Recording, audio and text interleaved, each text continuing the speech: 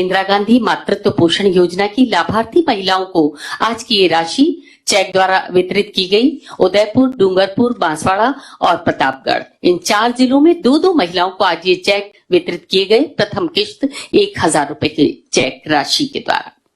इंदिरा गांधी मातृत्व पोषण योजना की ये हितग्राही महिलाएं निश्चित ही भावी चैंपियन की माताएं हैं, भावी सशक्त भारत की जननी है। और इसी के साथ हमारा गौरव, हमारा अभिमान, हमारे माननीय मुख्यमंत्री राजस्थान सरकार श्री अशोक गहलोत जी, आपसे आग्रह करना चाहेंगे प्रेरणा शब्दों के लिए।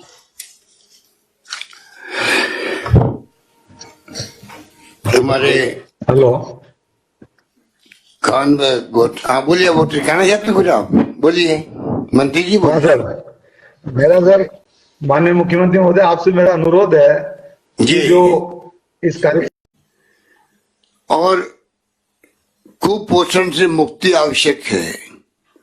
किसी भी मुल्क का भविष्य नहीं उसी ढंग का मानव संसाधन होगा। और अगर बच्चा जन्म के पहले से ही, बच्चा पेट में है तब से ही, अगर माँ को पूरा पोषण नहीं मिलेगा तो बच्चा जो पल रहा है पेट में उसको पोषण नहीं मिलेगा। और जब बच्चा पैदा होगा तो वो कुपोषित बच्चा पैदा होगा। और जब बड़ा होगा तो जिंदगी भर जो कुपोषण बचपन में हुआ जन्म के वक्त में, उसी ढंग के बच्चे की परवरिश होकर आगे बढ़ेगा। इसलिए सोच समझ के यूपीए गवर्नमेंट ने इतना महत्वपूर्ण कानून बनाया कि पूरे देश में जो गरीब लोग हैं, करीब 69% गांवों को लिया, 54% शहरों को लिया कि सबको 2 रुपए किलो गेहूं मिले, 3 रुपए किलो चावल मिले, कोई भूखा नहीं रहे। हमने तो कोविड में, कोरोना में कहा किसी को भूखा नहीं सोने देंगे। और प्रदेशवासियों को मैं बारंबार बधाई देना चाहूंगा कि सबके सहयोग से, संस्थाओं के सहयोग से, भामाशाह, दानदाता, धर्मगुरु, एक्टिविस्ट, आप सब लोग, सरकारी और गैर सरकारी अधिकारी, कर्मचारी, पुलिस के कांस्टेबल तक भी किसी ने कमी नहीं रखी। लॉकडाउन के दरमियान में किस प्रकार हम लोगों ने एक दूसरे का सहयोग करके कुछ भूखा नहीं सोने दिया। तो आप सोच सकते हो कि सरकार की मंशा क्या है। इसलिए सोनिया गांधी जी ने पत्र लिखा स्पेशल कि राजस्थान सरकार पहल करे, अगर पूरे प्रदेश में एक साथ नहीं कर पाए अपने खुद के संसाधनों से, इसमें भारत सरकार को देना चाहिए पैसा प्रथम डिलीवरी की तरह ही। अगर वो नहीं दे पा रही है, नहीं देना चाहती है, नहीं देने की अभी योजना बनाई है, तो आप प्रयास करें कि राजस्थान में जो आदिवासी क्षेत्र है वहां से शुरुआत करें। हम जानते हैं, आप जानते हैं कि आज कोविड में लॉकडाउन हुआ, अर्थव्यवस्था तहस नहस हो गई, केंद्र की भी राज्यों की भी। उसके बावजूद भी हमने उचित समझा और ये बड़ा फैसला किया कि हम कम से कम पहले 4 जिले टीएसपी एरिया के और शहरिया जिला, क्योंकि अभी चुनाव चल रहा है इसलिए कोड ऑफ कंडक्ट था, इसलिए आज हम लोगों ने शामिल नहीं किया।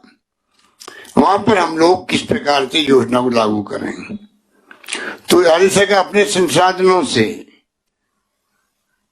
संसाधन से लगा करके इस योजना को आज प्रारंभ किया जा रहा है। इसलिए इसका महत्व और बढ़ जाता है कि सरकार चाहे केंद्र सहयोग नहीं कर रही है इस योजना को, कानून केंद्र का बना हुआ है। केंद्र को चाहिए कि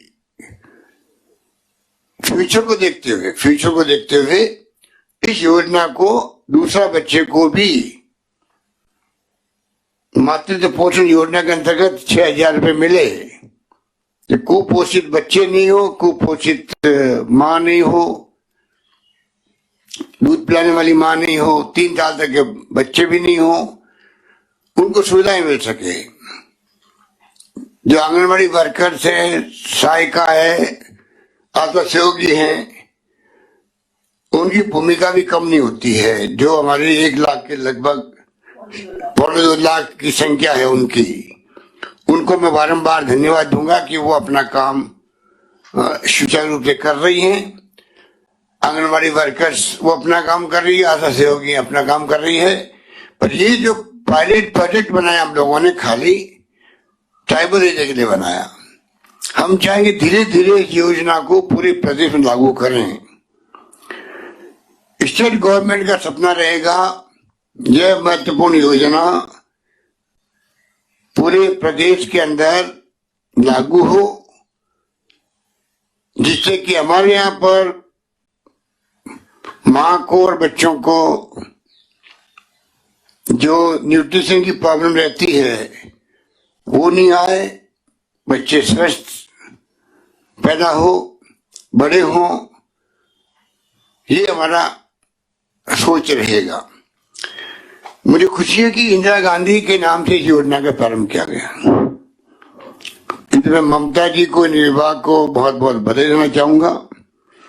इंदिरा गांधी एक महिला स्वयं तो थी, परंतु अभी भाई जी कह रहे थे कि प्रथम राष्ट्रपति, प्रथम प्रधानमंत्री महिला को बनाने का सौभाग्य कांग्रेस को मिला।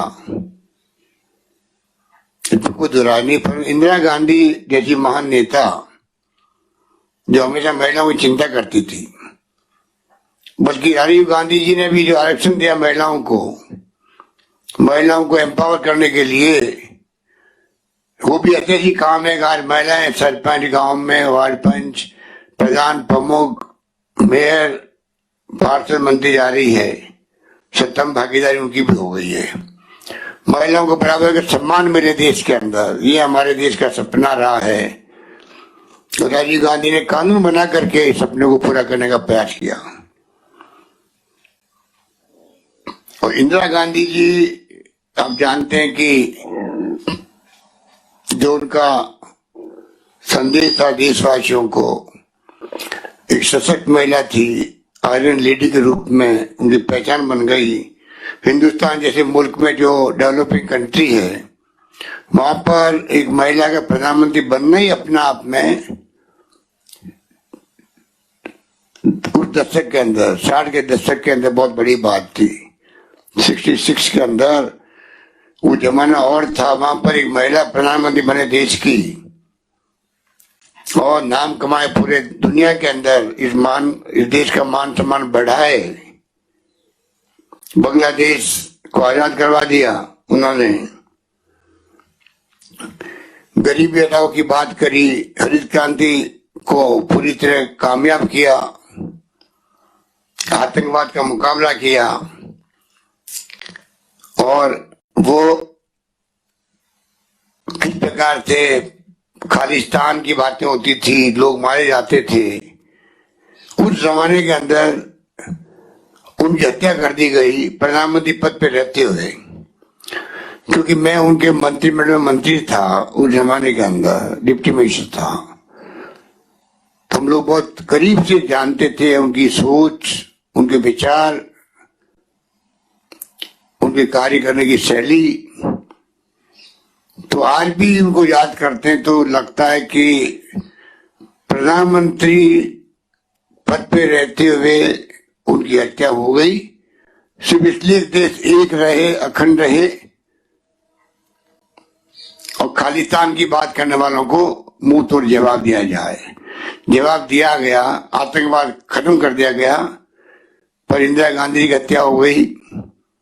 सिवाय बेंच ही नहीं थे मुख्यमंत्री बने बाद में, उनकी हत्या कर दी आतंकवादियों ने। पर आज मुल्क एक व अखंड रखा है, वो इंदिरा गांधी थी। उसके नाम से योजना बनने के मायने हैं इस देश की महिलाओं को, इस देशवासियों को नया कॉन्फिडेंस पैदा होगा कि हमारे बच्चे जो पैदा हो वो भी सशक्त न्यूट्रिशन के साथ पैदा हो और स्वस्थ पैदा हो, स्वस्थ जीवन जीकर आगे बढ़े। इस प्रकार की सोच के साथ में मैं समझता हूं कि आज का जो फैसला है इंदिरा गांधी के नाम की योजना को लागू करने का, वो इस प्रकार से हम सबको प्रेरणा देता रहेगा। योजना को हम आगे बढ़ाने का प्रयास करेंगे, कैसे पूरे प्रदेश में लागू हो। दबाव देंगे हम केंद्र सरकार पर कि वो खुद आगे आकर के दूसरे बच्चे के लिए भी कानून के अंतर्गत उनको इम्प्लीमेंट करे। तो मुझे ज्यादा कुछ नहीं कहना है, मैं आपको इतना कहना चाहूंगा कि आप सब मिलकर के समाज को जागृत करें। समाज में अज्ञानता होती है, वो इतना जो महत्व मिलना चाहिए कि वास्तव में कुपोषण होगा तो क्या होगा, अंजाम क्या होगा, मजबूरी के अंदर, गरीबी में, गुर्बत में हम लोग पूरा पोषण दे नहीं पाते हैं, महिलाओं का भी ध्यान नहीं रख पाते हैं। प्रथम बच्चा होता तब तो ध्यान रखते हैं, दूसरे बच्चे का परवाह नहीं करते हैं। और कई बार तो आप जानते हैं कि 2 से अधिक बच्चे हो जाते हैं, जो कि परिवार नियोजन भी देश हित में है और परिवार नियोजन भी अपनाना परिवार के हित में है। आज के जमाने में 2 बच्चे स्वस्थ रहे तो वो आपके परिवार का नाम रोशन कर सकते हैं। IT का जमाना है और हम लोग भी, हमारा मुल्क भी आगे बढ़ना चाहता है, दुनिया के मुल्कों के समकक्ष विकसित बनना चाहता है। व्यक्तिगत आय बढ़े देश के अंदर, जिससे कि ये जो नौबत आती है, कुपोषण की बात हम करते हैं, वो नौबत ही नहीं आए। आज अगर पैसा सबके पास है, आय अगर सबकी बढ़ती है, अर्थव्यवस्था मजबूत होती है, ग्रामीण अर्थव्यवस्था बढ़ती है, ग्रामीण अर्थव्यवस्था के साथ में स्वतः ही फिर परिवार के लोग चिंता करेंगे अपने घर की बहू बेटियों की, डिलीवरी के वक्त में, पूरे डिलीवरी के पूरे समय पीरियड के अंदर, डिलीवरी के बाद में भी कैसे महिला भी सुरक्षित रहे और बच्चे या बच्ची जो पैदा हुई है वो भी सुरक्षित रहे, स्वस्थ रहे। क्योंकि आप जानते हैं कि मातृ मृत्यु दर और शिशु मृत्यु दर वो भी बहुत अधिक है देश के अंदर, वो भी बहुत अधिक है देश के अंदर। और उनका भी हमें ख्याल रखना है। मातृ मृत्यु दर, शिशु मृत्यु दर किसे कहते हैं? लाखों माएँ मर जाती है डिलीवरी के वक्त में। शिशु मृत्यु दर बहुत अधिक है तो शिशु पैदा होते मर जाते हैं। ये चैलेंज है देश के सामने, प्रदेश के सामने। बहुत सारी योजनाएं सरकार की चलती है, चली जाती है, प्रयास करते हैं, वो भी लिंक करता है इससे कुपोषण से। ये आज का प्रोग्राम जो है ये उस दृष्टि से ही बहुत इंपॉर्टेंट है कि अगर माँ को पूरा पोषण मिलेगा तो मृत्यु दर, मातृ मृत्यु दर MMR और इन्फेंट मोर्टिलिटी रेट IMR, मातृ मृत्यु दर, शिशु मृत्यु दर, वो भी कम होगी। इसलिए भारत सरकार को भी चाहिए कि वो आगे आकर के दूसरी डिलीवरी के लिए पैसा दे, उसको लागू करे, पूरे मुल्क के अंदर लागू करे। प्रायोरिटी ये होनी चाहिए कि आगे आने वाला फ्यूचर देश का क्या होगा, उसमें स्वस्थ बच्चे पैदा हो, मातृ मृत्यु दर और शिशु मृत्यु दर कम से कम हो। ये स्थिति की तरफ हमें आगे बढ़ना चाहिए। इसलिए मैं अभी लंबी बात नहीं कहना, क्या इतने कहना चाहूंगा, हमारे तो हमने घोषणा पत्र में लिखा है महिलाओं के लिए तो बहुत सारे हमने फैसले किया। अभी वक्त नहीं है कि मैं आपको बताऊं कि क्या क्या हमने उनके लिए व्यवस्था करी है। महिला सशक्तिकरण के लिए, महिलाओं के साथ में अन्याय अत्याचार उत्पन्न होता है, रेप की घटना होती है तो क्या क्या हमने कदम उठाए हैं। कंपल्सरी किया गया है FIR लॉन्च करना थानों के अंदर। महिला डेस्क बनाइए, 5 करोड़ रुपए हमने बांटे हैं सब थानों के अंदर कि महिलाओं के लिए अलग डेस्क बनेगी। महिलाओं के लिए अलग से अगर कोई घटना हो जाती है तो पूरी ट्रैकिंग उसके लिए अलग होगी। पुलिस ऑफिसर स्कीम के अंतर्गत DYSP रैंक की महिलाओं को लगाया गया है हर जिले के अंदर। सिर्फ महिलाओं के प्रॉब्लम को सुनने के लिए, हल करने के लिए कदम हमने कई उठाए हैं। और मैनिफेस्टो में लिखा हमने कि जो राशन की दुकानें भी है तो महिलाओं को एम्पावर करने के लिए 30% महिलाओं को उनके दुकानें देने के लिए अलग से हमने आदेश जारी भी कर दिए अभी हाल ही के अंदर। तो काम महिलाओं के लिए बहुत किए गए हैं, जिससे कि अगर महिला खुद ही सशक्तिकरण होगी उनका खुद का, तो फिर ये नौबत नहीं आएगी कि वो किसी पे डिपेंड रहेगी उनको पौष्टिक आहार कैसे मिले। अगर जेब में पैसा होगा, अगर महिला खुद सशक्त होगी, तो मैं समझता हूं ये समस्या भी धीरे धीरे कम हो जाएगी। समझदार बनेगी, खुद का ध्यान रखेगी, पलने वाले बच्चे का ध्यान रखेगी, तो ये मातृ मृत्युदर, शिशु मृत्युदर भी कम हो जाएगी। अज्ञानता भी एक कारण होता है इसका। इसके लिए समाज जागरूक करे लोगों को, इस प्रकार का मैसेज होना चाहिए। ये जो कोविड का जो है, ये आपका कोरोना, इस मुबारक मौके पर मैं कहना चाहूंगा आपको भी कि कृपा करके जो सरकार समय समय पे फैसला कर रही है मास्क लगाने का, सोशल डिस्टेंसिंग रखने का, 1 गज की दूरी पे खड़े होने का, भीड़ भाड़ में नहीं जाने का और हाथ धोने का वगैरह का, ये बहुत आवश्यक है। अभी सर्दी के साथ में इसकी संख्या बढ़ती जा रही है। राजस्थान में हमने मृत्यु दर बहुत कम हुई है, राजस्थान में 1% से कम हो गई है। ठीक होने की दर बहुत अच्छी है राजस्थान में, इसलिए लोग लापरवाह भी हो रहे हैं। हमने कानून बना दिया असेंबली के अंदर, मास्क लगाना जरूरी है, क्योंकि मास्क लगाना जरूरी इसलिए भी है कि जो मास्क लगाएगा उसका खुद का बचाव तो हो गया होगा, पर वो मास्क नहीं लगाएगा और खुद संक्रमित हो गया और सिम्टम नहीं आए तो वो जहां जहां जाएगा सबको कोरोना फैलाएगा।